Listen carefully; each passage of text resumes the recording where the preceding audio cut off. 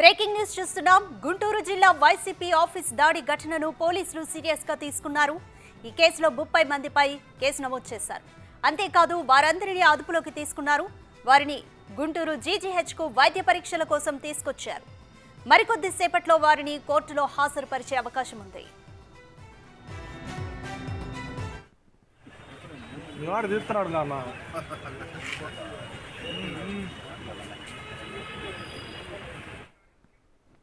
మరోవైపు నిందితులను అక్రమంగా అరెస్టు చేశారని టీడీపీ నాయకులు చెబుతున్నారు. ఈ క్రమంలో జీజీహెచ్ లో అక్రమంగా అరెస్టు చేసిన బాధితులను పరామర్శించారు మాజీ మంత్రి నక్కా ఆనందబాబు, జనసేన జిల్లా అధ్యక్షులు గాది వెంకటేశ్వరరావు.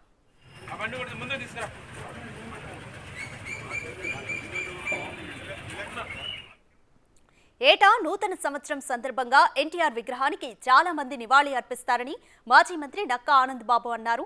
ఆ ప్రాంతంలో మంత్రి విడుదల రజని ఆఫీస్ పెట్టిందని అక్కడ ఆంక్షలు విధించారన్నారు. కాబట్టి ఎన్టీఆర్ విగ్రహం వద్దకు ఎవరిని రాకుండా అడ్డుకున్నారని తెలిపారు. ఈ సందర్భంలో రజనీ ఆఫీస్పై 2 రాళ్లు పడ్డాయట. దీంతో పోలీసులు వైసీపీ నేతలు నానాయాగి చేశారని ఆనందబాబు విమర్శించారు. రాత్రంతా వైసీపీ నేతలు అరాచకం సృష్టించారన్నారు.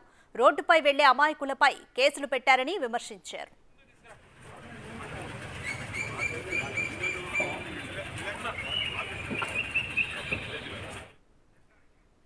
కంప్లీట్ డీటెయిల్స్ మా ప్రతినిధి శివ అందిస్తారు. శివ, చెప్పండి, గుంటూరులో కొత్తగా ఏర్పాటు చేసిన కార్యాలయంపై, విడుదల రజని ఏర్పాటు చేసిన కార్యాలయంపై దాడి జరిగింది. అలాగే నిందితులను 30 మంది వరకు నిందితుల్ని కూడా అదుపులోకి తీసుకున్నారు. కంప్లీట్ డీటెయిల్స్ ఏంటి? అదిగా మొత్తం మీద చూసుకుంటే నిన్న అర్ధరాత్రి వైసీపీకి సంబంధించిన కార్యాలయంపై జరిగిన దాడిలో కూడా పూర్తి స్థాయిలో దాదాపుగా టీడీపీ జనసేనకు సంబంధించిన 30 మంది నాయకులను అదుపులో తీసుకుని గుంటూరు ప్రభుత్వ వైద్యశాలలో చికిత్స చేశారు. వారిని మరికొద్ది సేపట్లోనే కోర్టులో హాజరుపరచబోతున్నారు. అయితే జీజీహెచ్ లో అక్రమంగా బాధితుల్ని అరెస్ట్ చేసిన దానికి సంబంధించి కూడా టీడీపీ నేతలు పరామర్శించారు.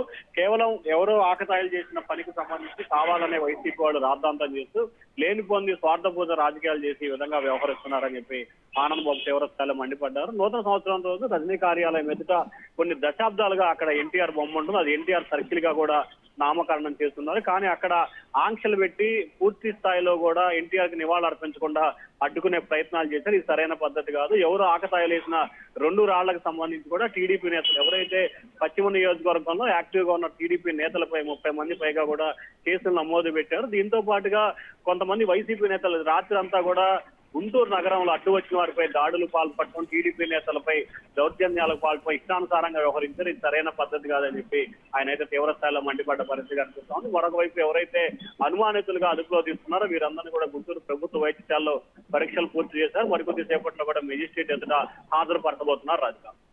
Right, thank you Shiva.